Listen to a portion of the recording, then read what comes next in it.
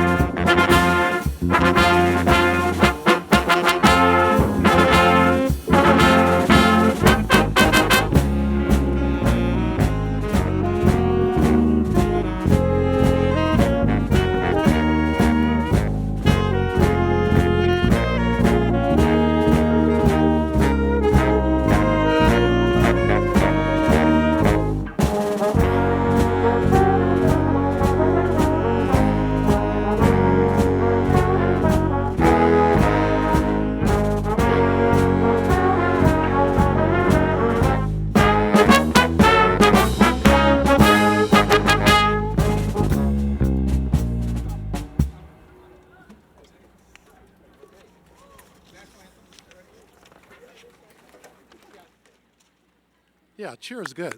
Clap. Good evening. My name is William Watkins, and I am the Vice President for Student Affairs and Dean of Students here. It's my proud pleasure to be your narrator. It is my pleasure to welcome you to the 2013 Freshman Convocation here at California State University, Northridge. That's right, this one's for you. Will you all please rise for our national anthem performed by the CSUN Jazz A Band and sung by soloist Amina Kawaja.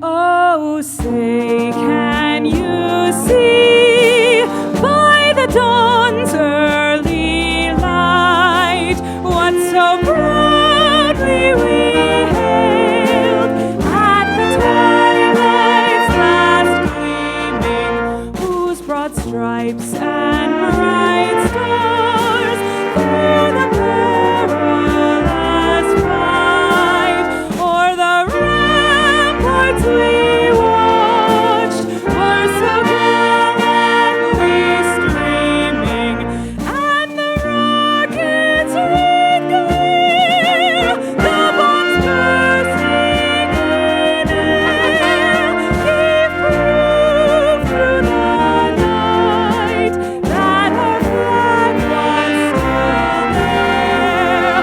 Oh, sing those that star-spangled banner yet wave o'er the land of the free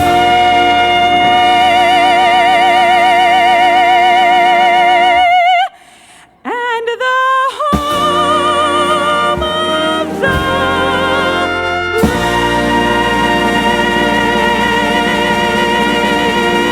brave. Thank you, Amina. You may now be seated, including the platform party. Tonight's a distinguished platform party has been assembled to welcome you, our newest members of our campus community, as we embark upon the 7th annual Freshman Convocation. I ask that you hold all applause until the entire platform party and special guests have been introduced. I ask that each of you on the platform rise as I call your name, and please remain standing. From my right to left, Vice President for Administration and Finance, Mr. Colin Donahue. Faculty President, Mr. Steven Stepanek. Vice President for Information Technology, Ms. Hillary Baker. Student Madeline Handy. 2013 Outstanding Graduating Senior, Ms. Angela Lara Lomelli. President of our university, Dr. Diane Harrison. Provost and Vice President for Academic Affairs, Dr. Harry Hillenbrand. Our keynote speaker, Mr. Edward Humes. Your Associated Students President, Mr. Christopher Willett. Vice President for University Advancement, Dr. Robert Gonzalez. CSUN Alumni Association Representative, Mr. Dennis DeYoung. CSUN Director of Intercollegiate Athletics, Dr. Brandon Martin. President's Chief of Staff, Dr. Barbara Gross, and Executive Director of the University Corporation, Mr. Rick Evans. Now, in our back row, Dean of the Singh College of Extended Learning, Dr. Joyce Foyd-Javier. Interim Dean, Mike Kerb College of Arts, Media, and Communications, Dr. Cynthia Rawich. Dean, College of Business and Economics, Dr. Kenneth Lord. Dean, Michael D. Eisner College of Education, Dr. Michael Spagna. Dean, College of Engineering and Computer Science, Dr. S.K. Ramesh. Dean, College of Health and Human Development, Dr. Sylvia Alva. Dean, College of Humanities, Dr. Elizabeth Say. Dean, College of Science and Mathematics, Dr. Jerry Stinner.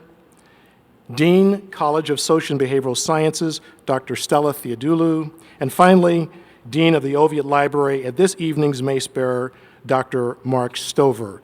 Please join me in acknowledging this distinguished platform. Pardon me.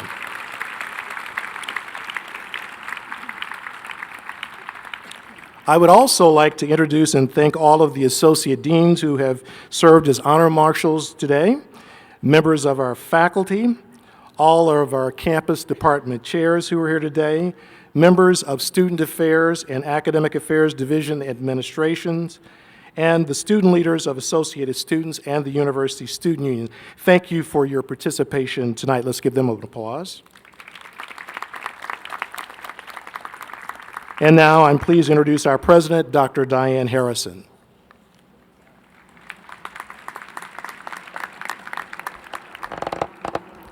Thank you, Dr. Watkins.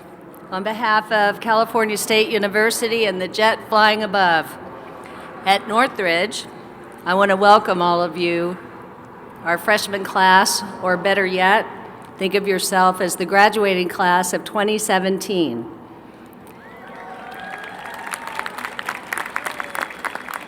And I do hope you will think of yourself that way.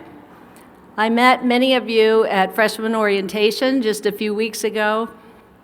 I gave you some advice based on my number of years experience in university settings, 3 different universities, and my experience as a parent.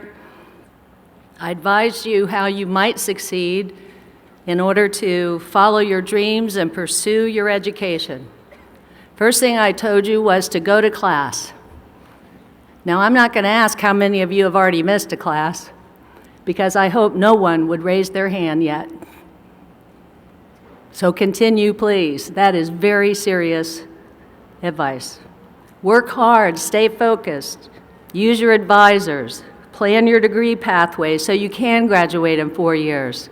Okay, 5 for some of you. Get involved. You know we have hundreds of clubs and organizations. How many of you have already joined a club or organization? Raise your hand, please. Okay. There's something for everybody. Music, sports, intramurals, animation, associated students, student government, ambassadors, cultural, political groups. There's something for everyone. Please get involved. Join in, get engaged. Use your student services, the Learning Resource Center, the Library and Learning Commons, the Student Rec Center, the Health Center, the Counseling Center, the Vet Center, the Pride Center, the Career Center. Also have fun. How many of you went to Matador nights? That was pretty awesome. I went beforehand. I did not attend after 9 p.m. But go to the concerts, special lectures, go to the athletic events. Cheer on our Matadors, that's right. Show university pride and spirit. Be proud to be a CSUN Matador. Wear your colors, wear your apparel. And tonight I have just a little more advice, now that you've been here about 3 weeks and had a little bit of time to settle in. CSUN faculty, staff, and administrators are here to help you achieve your goals. Let us know how we can help you. Be engaged and involved in your own education. Take responsibility and ownership for your learning outcomes. It's up to you. The opportunities are here. It's up to you to do it and to take advantage of it and to take responsibility. Communicate and work to know your faculty. Help them get to know you. Ditto with the staff. Don't wait until you have a crisis to seek help. And if you do have a problem, follow what we call the chain of command. First, go to your faculty member if it's a problem in a class. Then the department chair.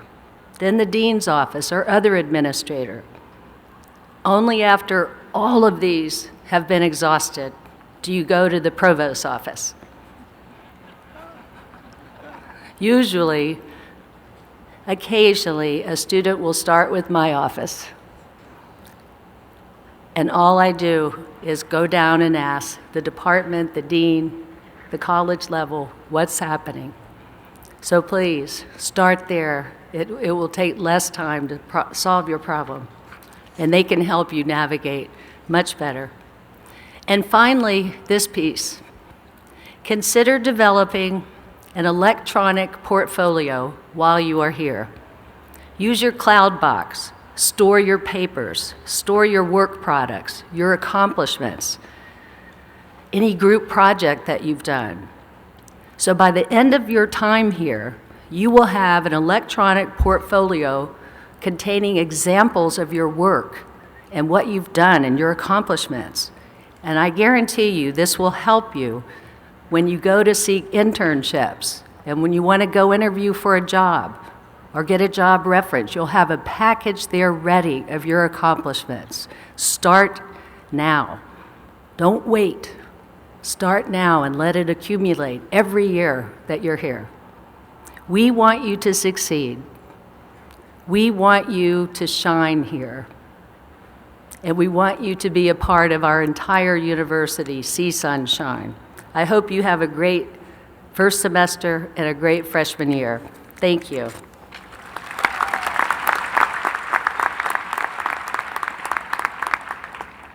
Thank you, President Harrison. Well, we've got a real treat for you coming up next. Each year at this event, a CSUN student or recent graduate is selected to share insights into how to create a successful university life here at CSUN. These students are chosen for their exemplary scholarship, meaningful involvement on campus and in the community, and for their insights into the Matador life. Angela Laura Lomelli is one of CSUN's 2013 outstanding graduating seniors. She was a child and adolescent development major who earned a 3.63 GPA upon graduating this past spring semester. She's a first-generation college student who immigrated from Mexico to the U.S. At the age of 6. She is now a new graduate student at the University of Southern California, that other university down the way. And she is studying social work. She's in the social work program there. During her time at CSUN, Angela had worked as an academic mentor in housing, a peer mentor in the Department of Child and Adolescent Development, an ELP resident mentor for the Summer Bridge Transitional Program, a student coordinator for the ELP Parent Guardian Initiative, and has volunteered with the Financial Aid and Scholarship Department.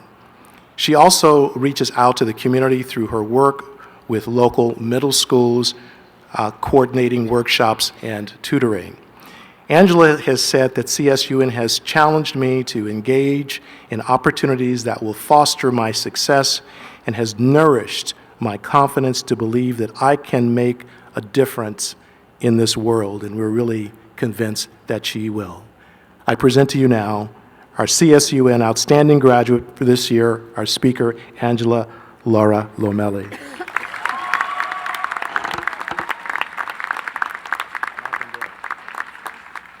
Thank you, Dr. Watkins, for such kind introduction. Welcome, Matadors. Welcome. In thanking Dr. Watkins, in fact, I have to thank many people here at CSUN.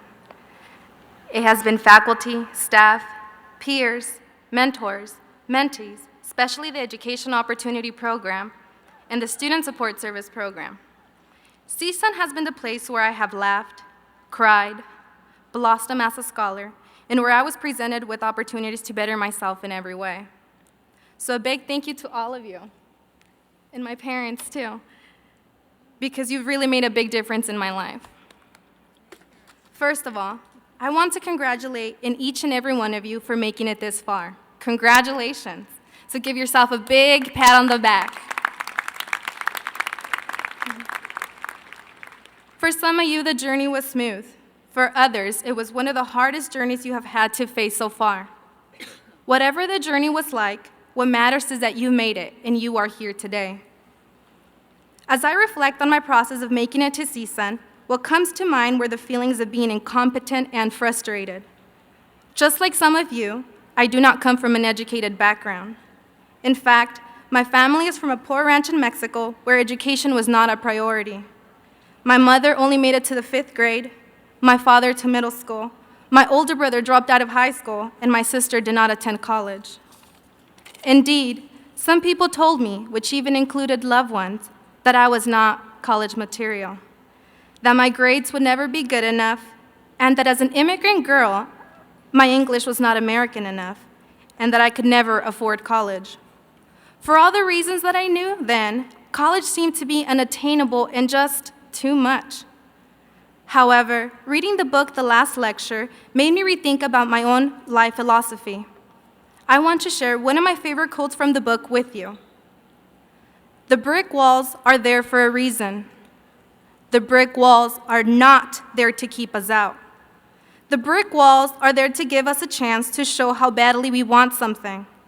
Because the brick walls are there to stop the people who don't want it badly enough. They are there to stop other people. Did you hear that, Matadors? The brick walls are there not to stop us. We need to defeat them. Now, I would like to share 2 important life lessons that I've learned here in my time at CSUN. First, some of you might agree that asking for help is not the most natural thing to do and not the most easiest. In fact, when I had just started here at CSUN, I thought that college students were not supposed to ask for help because they were expected to know everything, and asking for help was associated with being weak and incompetent. As a freshman, I remember walking to my professor's and mentor's office, shaking, sweating, and reciting the question in my head several times before getting there. Then, once I got to their door, I would turn back around because I was so nervous to let them know I needed help. When I finally began to ask for help, I learned that whether a challenge was big, small, academically related, about my personal life, or even a financial issue, there was someone always willing to help and mentor me. Without the help I have received, there is no way I would have graduated and be standing here in front of you today. I did not do this alone. College is a place where if you want or need something, you need to go after it. And please, do not be afraid like I was. It is absolutely okay to not know. After all, this is a learning institution. Oh yes, and let me tell you a little secret. CSUN is composed of mentors and who are more than willing to help. These mentors are in your classroom, in the dorms, in the writing labs, sitting right next to you in the Arbor Grill, at the gym, and everywhere on this campus. I repeat, everywhere on this campus. Second, is that it was always a choice if my failures were either going to serve as a motivation for success or an excuse for further failure. I bet you didn't expect for the outstanding graduating senior to come and talk to you how I lost my financial aid, did you? Well, I did. It happened the first semester of my junior year when I started working 2 jobs during the week and went home every week to help my mother with another job to make all ends meet. I was volunteering more because this place really showed me the power I had to help others, began to take upper division classes, and was going through some severe family issues. Then, second semester came along and I received an email from the financial aid department indicating that my GPA had dropped and therefore I no longer met the requirements to keep the scholarship. I felt that not only had I failed myself, my recommenders, my families, mentors, and mentees that looked up to me. Gratefully, by the end of the semester, I was able to raise my GPA to a 3.78, receive another scholarship, make it to the Dean's List, complete an internship, and proud to say that I got into CSUN's Master's in School Counseling and to USC's Master's of Social Work. Something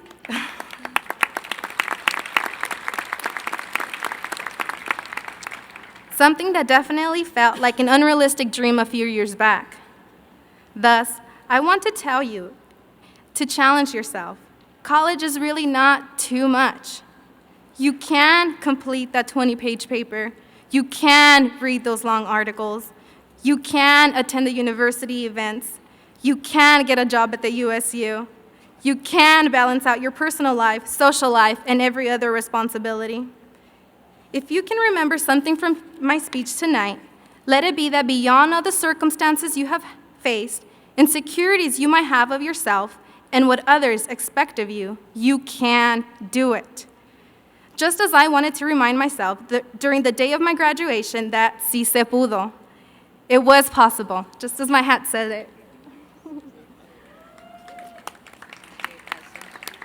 If you really want to succeed at CSUN, this is a place to be. Just a very important note, you are now part of CSUN's largest class in history. That's right, give CSUN a round of applause. This year, we're the largest we have ever been, over 38,000, which shows that there is a great demand to be a matador. Take a moment to look around and notice that you are not alone. There are thousands of other students who will complete this journey with you. Help each other out and make the best experience possible.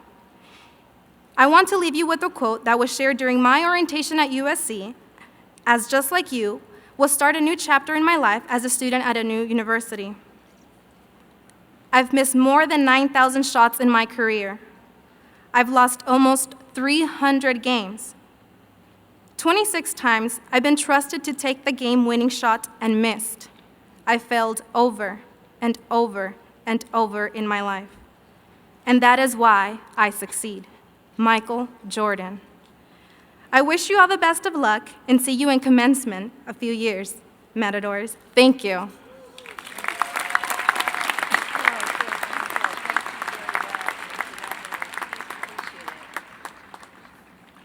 Thank you, Angela, and all of our best wishes for your continued success at the University of Southern California. Good choice in the degree, I will say.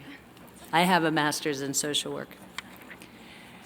It is now my very great pleasure to introduce the campus to the first recipient of the Harrison Leadership Award for 2013. I began to raise money, the funds for this annual award at my investiture as CSUN's 5th president last spring semester. Each year, the university will award a $5,000 scholarship to one student who meets the minimum criteria, the following criteria: the completion of the freshman year with 30 earned units of credit, a 3.0 grade point average, and demonstrated leadership ability. A number of remarkable, well-qualified students applied for this award, and I would first like to acknowledge 2 young women who were finalists for the award and who are with us this evening. Will Ashley Kritzer, a Deaf Studies major, and Carla Montenegro, a management major, please stand and accept our congratulations and applause. Thank you. I want to thank both of you for your inspiring work that you've already undertaken so far. You are truly models of success for all of our students and certainly for our new freshman class. And now I'm pleased to introduce to you all the first recipient of the Harrison Leadership Award, Madeline Handy.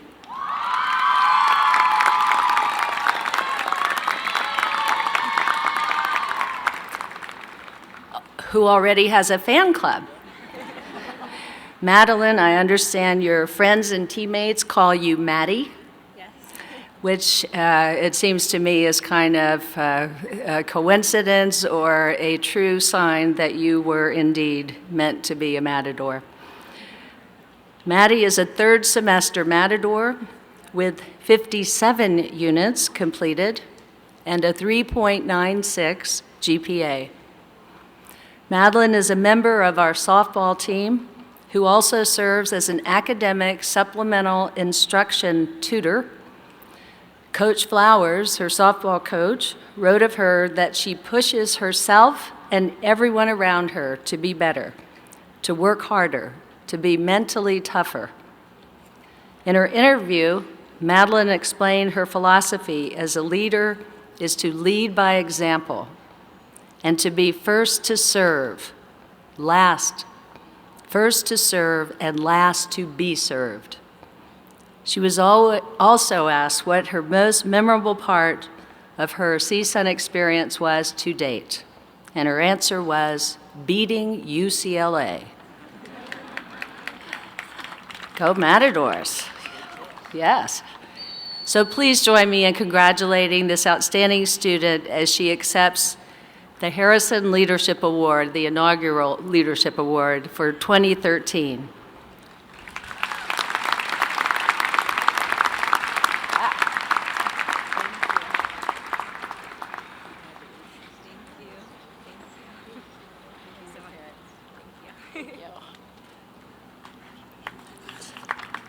Thank you, Madeline, and congratulations.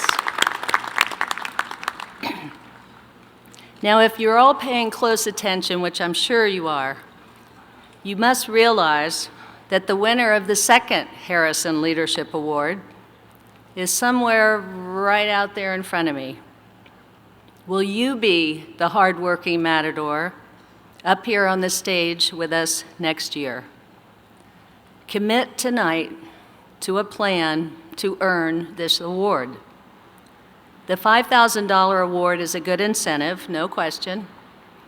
But as Madeline can tell you, a successful first year where you have units that will allow you to graduate in 4 years, an excellent grade point average, and meeting the challenge of leadership on our campus is a reward in and of itself.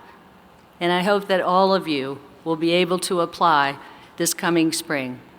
I now would like to welcome the University Provost, Dr. Harry Hellenbrand.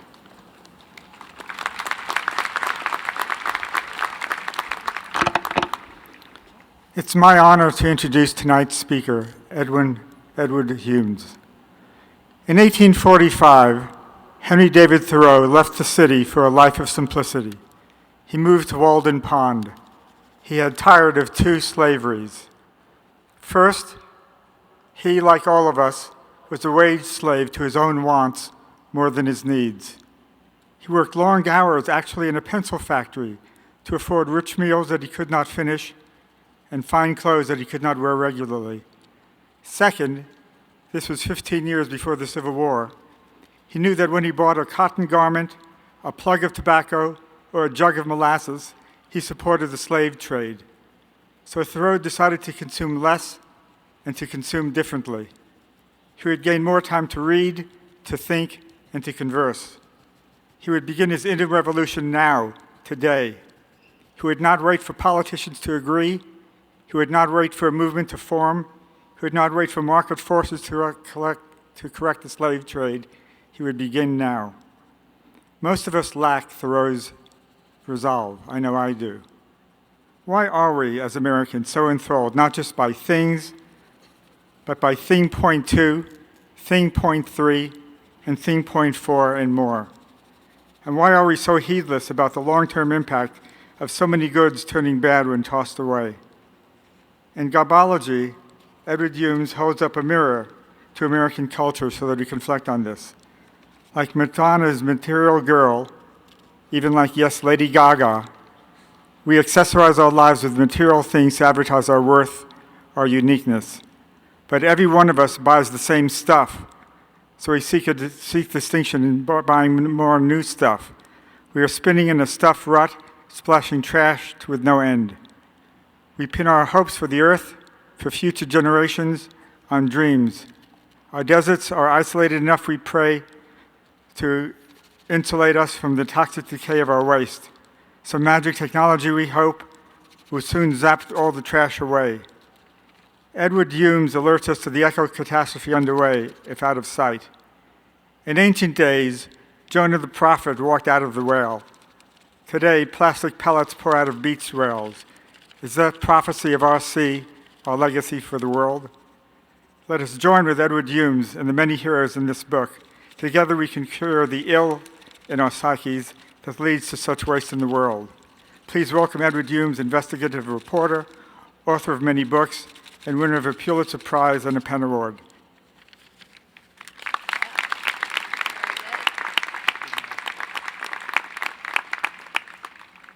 Thank you so much, and thanks for having me here, and for the selection of Garbology as your freshman read.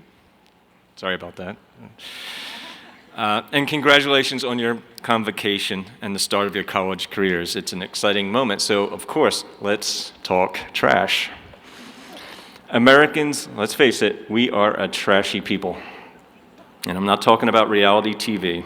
Trash is the biggest thing we make. It's our leading export. In fact, the first female billionaire in China made her billions by exporting our trash to China to be used to make products. In fact, she is America's leading exporter, trash. Now, as individuals, the average American makes 3 times the amount of waste as the average Japanese person, about twice as many Europeans. And the question is, should we care? Okay, sure. Americans will make 102 tons of trash on average in our lifetimes. That's about 1.3 tons of trash a year for every person in your household. It would be interesting if we accumulated it in our yards for a year, because it would reach your rooftops and in a short order. But fortunately, we have it magically whisked away every week, out of sight and out of mind. But so what? Does it really matter that Los Angeles has created a geographic feature out of garbage? Did you know that? It's not too far away in Whittier. It's a place I call Garbage Mountain, but its official name is Puente Hills Sanitary Landfill. It's 500 feet high, about 50 years worth of just a small fraction of Los Angeles' trash. 130 million tons. It could hold Dodger Stadium. If you multiply that mountain by 3, that's how much trash we make as a country every year. And here's another way to picture it. If it were an auto graveyard, the amount of trash we make in a year would be equal to every car manufactured in Detroit since World War II. That's 1 year's worth of trash in America. Now, as I speak about this topic in different places, I often am asked, all right, is it really that big a problem? Should we care that we make so much garbage? Aren't there more pressing concerns? We have styria and sarin gas. We have fracking. We have the cost of tuition. I mean, there are plenty of things to worry about. Where am I going to get my next job? Trash, at least, is being taken care of, isn't it? And for that matter, waste. It's a natural function, isn't it? Nature creates waste. Every living thing makes waste. And as in the natural world, so it is in the human world. You can't burn a fuel. You can't grow a crop. You can't make a product without creating waste. So if it's so unavoidable, why is it a big deal? Well, we can look at other countries.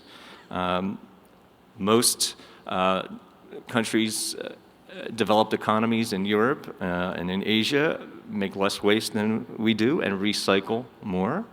A lot of them make energy out of waste, and they're abandoning landfills. But is that right for America? Look at the countries that lead in recycling and turning away from landfills. Japan, Denmark, Austria, they're tiny. America has a lot of land. What's wrong with burying our trash or making mountains out of trash? There's always room in the United States for another garbage mountain. We can just bury it, we can cart it away, we can hide it, because actually that's what we do with trash and waste. We don't eliminate it, we manage it. It's called waste management. Well, there is something wrong with that, because let's imagine a company A, and it makes a popular product. And it does so by creating a large amount of waste, expends a lot of resources, uses a lot of energy, and when the product is ended of its useful life, you can't do anything with it. You have to send it to a landfill. Now let's look at Company B. Company B makes the same product, and it's just as good, but they do it with less energy and with a low waste footprint, and they dutifully plan for the end life of their product so they can close the loop and it can be returned to make something new or be refurbished or repurposed. Now, if Company A and Company B, who's going to win in the marketplace? The clean company, right? That's what you'd expect, because as an economic strategy, not wasting stuff is probably better than wasting stuff, isn't it? In a rational universe, if all things were equal, Company B would win. Yet with all our technologies and all our advances, we have become more wasteful over time. Why is that? In 1960, we made half as much trash per person as we do today. It should be the other way around in a rational world. There should be constant competitive pressure on companies, on communities, on individuals to be less wasteful over time. But it's not that way. Why? Why does company A win as often as company B does? It's because hidden in our economy and in our consumption and in the way we do business are incentives and subsidies that make wasting things attractive and profitable.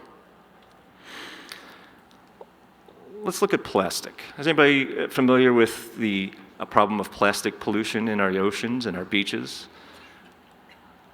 It's a growing problem, and it's interesting because plastic didn't exist until fairly recently in Earth's history. It's not a natural kind of waste. It's not something that can decompose or be absorbed. Nothing can eat it. Well, actually, things are eating it. That's the problem.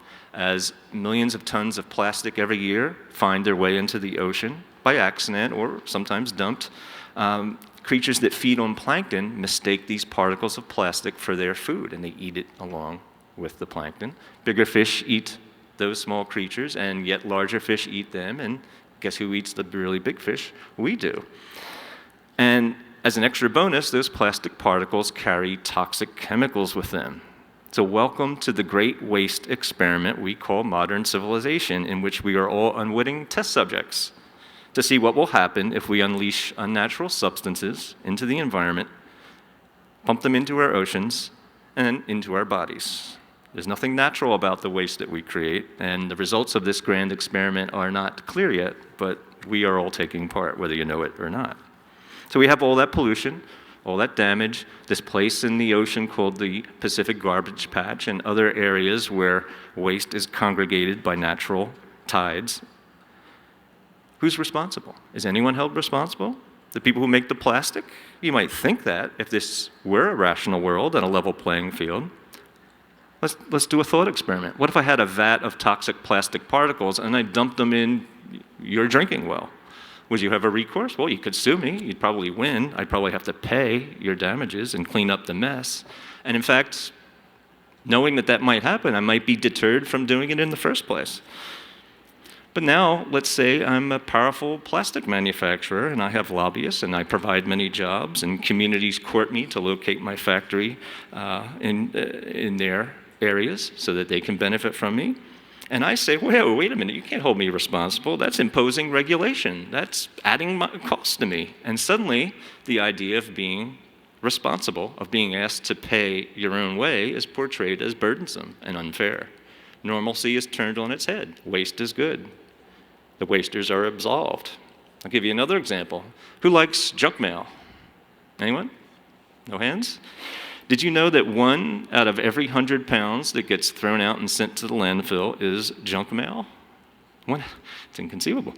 And we subsidize it. We actually let junk mailers pay less postage than everyone else. And we subsidize them a second time because they don't have to clean it up. They don't have to come to your house and take your junk mail away. You have to pay to have it hauled away. Taxpayers, consumers, and governments have to handle that. The waste is excused. It's subsidized. It's kind of corporate welfare for waste. Our economy, our consumer economy, is riddled and embedded with incentives to be wasteful. It's kind of crazy. It's not a rational world. It's not a level playing field, and that's why waste pays.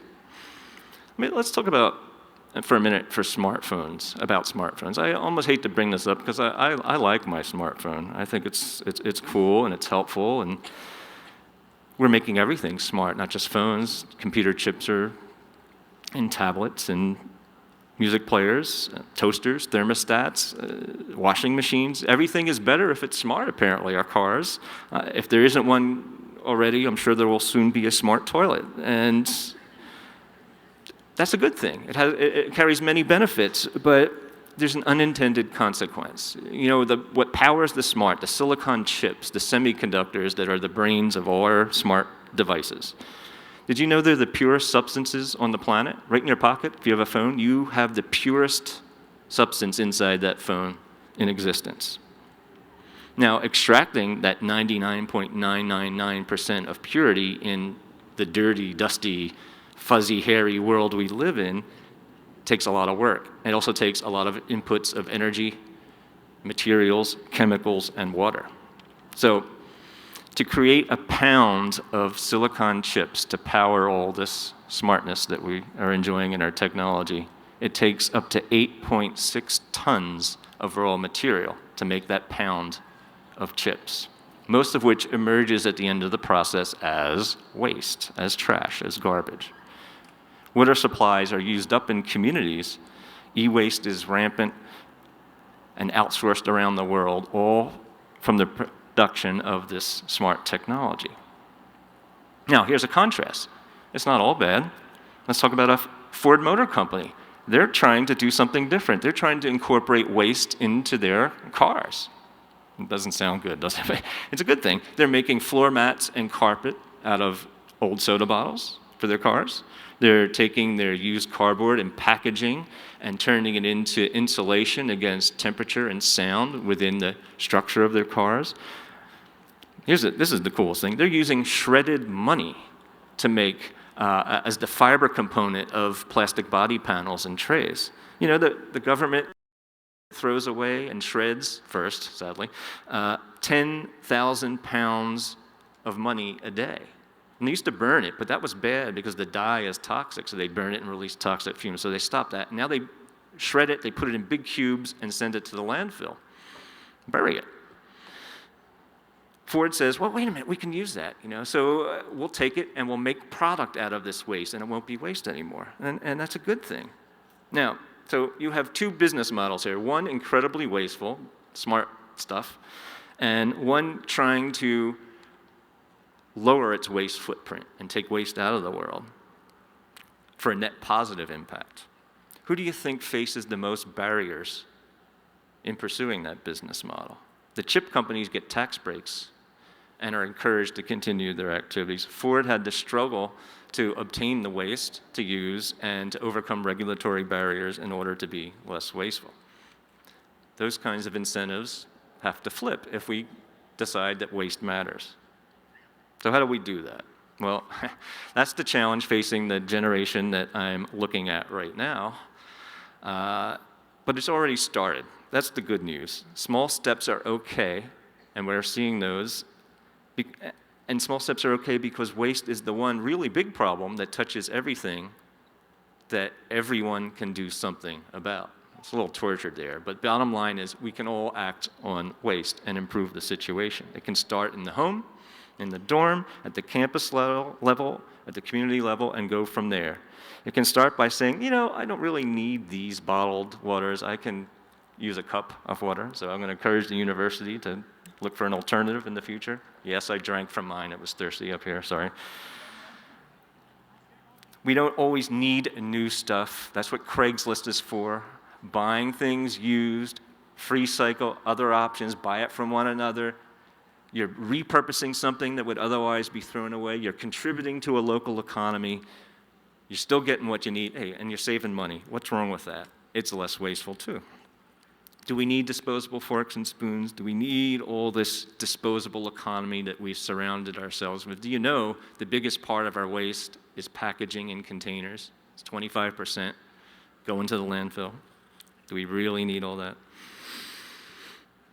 Rediscovering the virtues of vintage, you know, let's not call it used, it's vintage stuff, is one of the great strategies you can have to overcome our 102-ton legacy.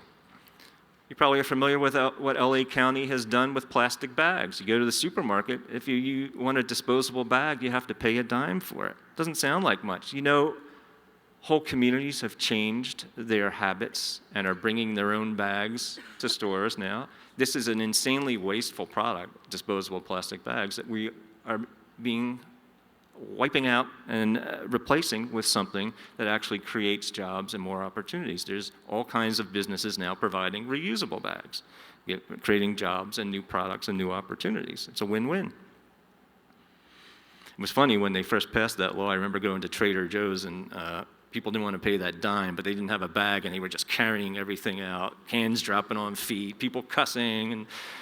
But within a few weeks, 75% of people going to groceries in Los Angeles County where this dime charge was imposed stopped using disposable bags. They measured it. A simple dime can change the world, apparently, and make us less wasteful.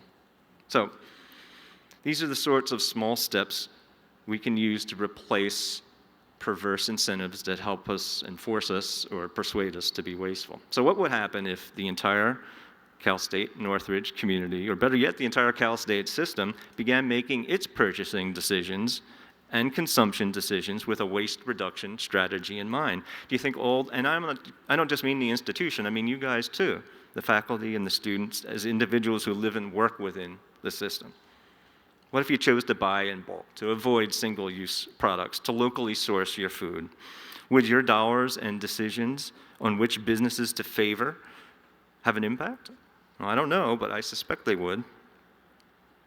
So I want to end on a simple question, because, Garbology, you're going to read that book, maybe you will, is not about supplying all the answers. It's getting you to question the status quo and to look at the absurdities that we now consider to be normal.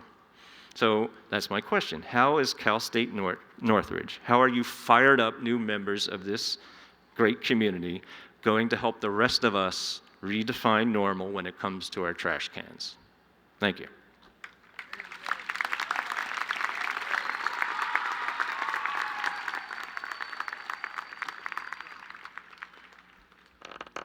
Thank you, Mr. Humes, for that inspiring presentation. And the minute I spotted the plastic bottles around here, I went, oh dear, why are we doing that? So yes, we need to take a second look at many of the things we're doing. And I'm pleased to say that we have many of our students and faculty who are committed to reducing not only waste, but reducing carbon emissions and dedicated to sustainability.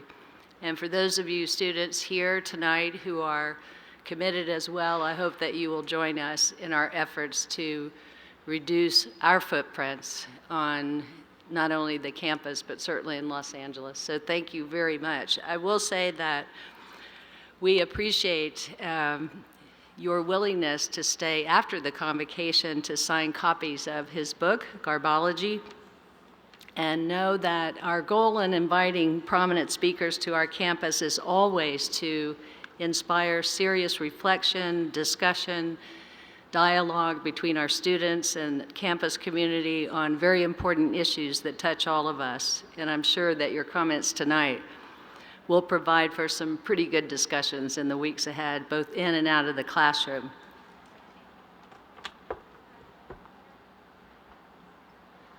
I'm taking it out of its package. In appreciation for your participation in our convocation tonight, I'm pleased to present you with a memento that will remind you of your visit to our campus tonight. So please accept. Thank you. It's very nice. I'm really glad you spoke about the fact that I was pulling my hair out. Thank you. So at this time, I would ask the entire platform party to stand, and I invite Associated Students President Christopher Willett to join me at the microphone. Christopher, by the way, he too serves as a very important example of student success to all of our freshman class. Welcome again, all Matadors. I know you've been working hard throughout the orientation season and practicing the CSUN alma mater, am I right? Yes, you've all been practicing? No, I'm just kidding. On the back of all your programs, you'll see the CSUN alma mater is right there. We wouldn't let you sing this all by yourself, so make sure some help is out there. So orientation leaders, are you ready? Yes? Awesome. Thank you. Also, we have the Jazz A band and vocalists. Are you ready? Oh, very nice. All right, freshmen, are you ready? This front row is really enthusiastic. Are we ready? Yeah? Okay. Then I will ask everybody to please stand for this very special performance of the CSUN alma mater. May this be a wonderful memory of your first freshman convocation. Matadors, let's sing.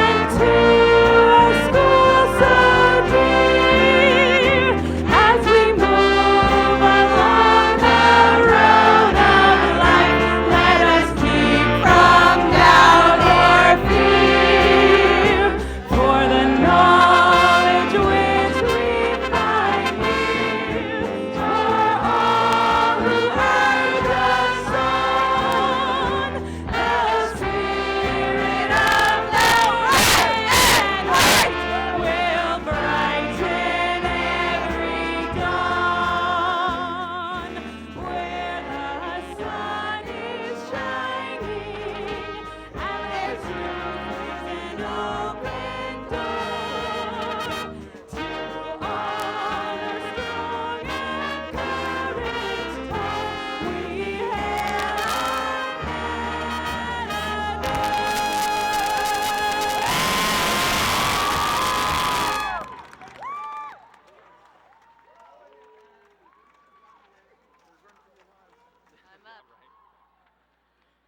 So the platform party will please remain standing because your chairs have been swiped.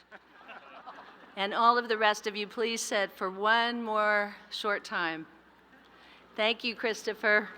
And thank you, freshman class 2013. I hope you all enjoyed that performance. You all will be hearing the alma mater more during the coming years. You already hear it chiming on the university carillon, and it will mark the recession of this and other university events. You should know that Mr. Richard Kaufman had written it to inspire pride and spirit in our campus, and I hope that it inspires you all as well. At this time, I want to briefly acknowledge and thank many of the people who made this event possible. First of all, Professor Matt Harris and the CSUN Jazz A Band, and a large number of brass musicians from our music department. Thank you very much. Members of our campus staff who staged this incredible ceremony, the new student orientation leaders, and yes, and university housing resident assistants who've worked hard over the last months to prepare our newest matadors for their freshman year ahead. Could I ask all of our new student orientation leaders and all the resident advisors to stand and accept the thanks from our campus community and the new matadors that you have helped. Thank you.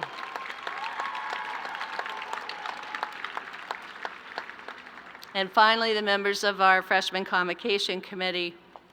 I hope that all of you will join us at the conclusion of this event for a reception on the south portico of the Oviatt Library. Do you know where the south portico is? Straight up the stairs. Follow us. And now, I turn my comments back to you, our freshman class. It is my hope, it is all of our hope, that tonight's convocation has given you a greater insight into the opportunities which lie ahead of you at Cal State Northridge. You'll find these opportunities in the classrooms and outside of the classrooms and our extracurricular activities and in the many programs which benefit our community. I hope you will find new friends and new mentors and who will support your personal growth and academic success. I hope this convocation has also nurtured your commitment and desire to succeed and has helped to instill pride within you.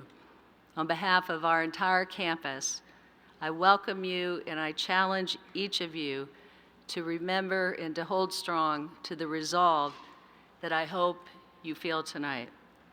After closing this convocation, you will walk up the stairs to the south portico of our library to join us as a campus community of scholars with a deep commitment to gaining knowledge and using it to help shape a better world for us all.